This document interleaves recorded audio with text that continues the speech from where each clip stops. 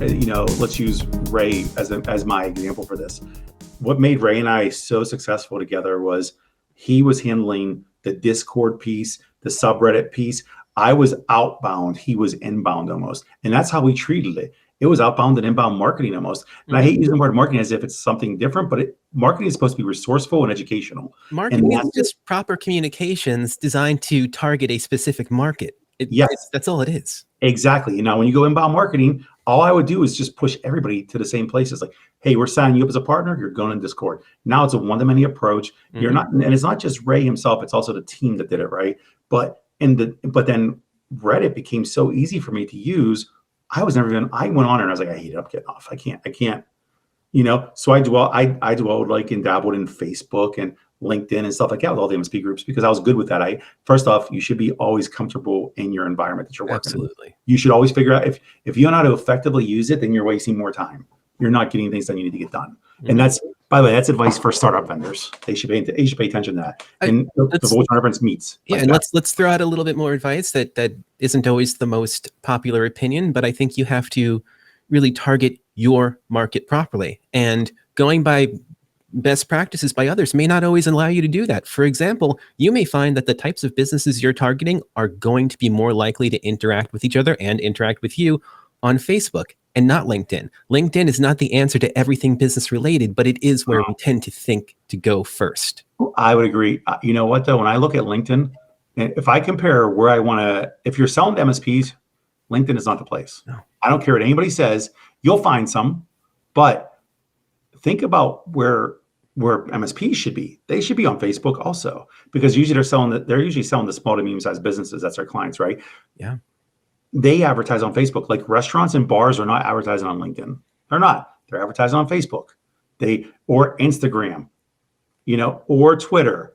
That's where you are. That's where you should be. Mostly Facebook, because of demographics' sake, most of the small to medium-sized business owners are between 30 and 60, which is also the prime target range for age of Facebook.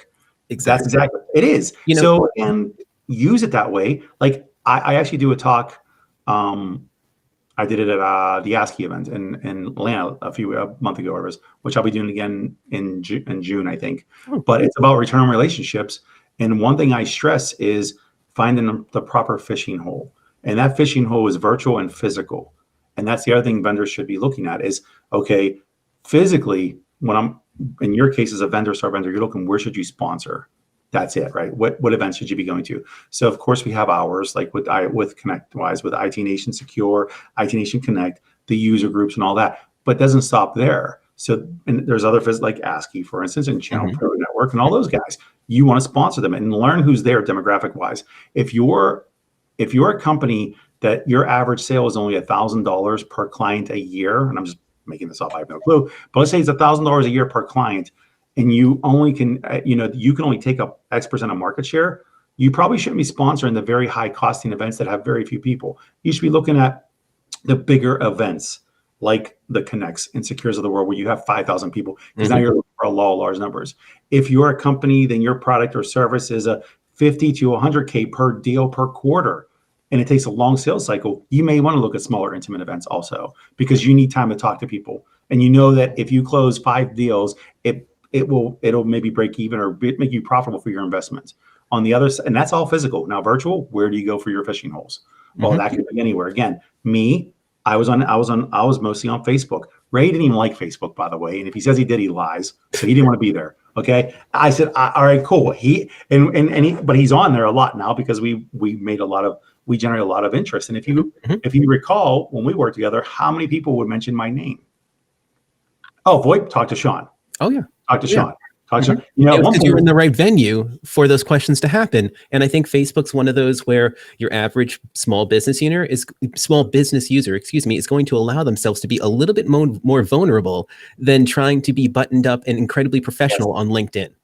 Yes, and LinkedIn is very good for when you're doing enterprise sales, account-based selling, stuff like that. And you're going to absolutely. But let me be very clear. I still think you should always post on LinkedIn. You still post on Facebook because you have great SEO. So whenever people Google stuff, they see you regardless, because the SEO is better than your website typically. So, but it's a matter of how much effort you put into each of those. Absolutely. Applications for the ConnectWise Pitch It program are open through April 30th, 2023. Now in its 5th year, ConnectWise's annual Accelerator program is dedicated to incubating growth in startup ignition partners dedicated to the MSP space. $100,000 in grant award money is available to the top 2 finishers. No cost to apply and no cost if you're accepted. Learn more and apply at connectwise.com/theitnation/pitchit.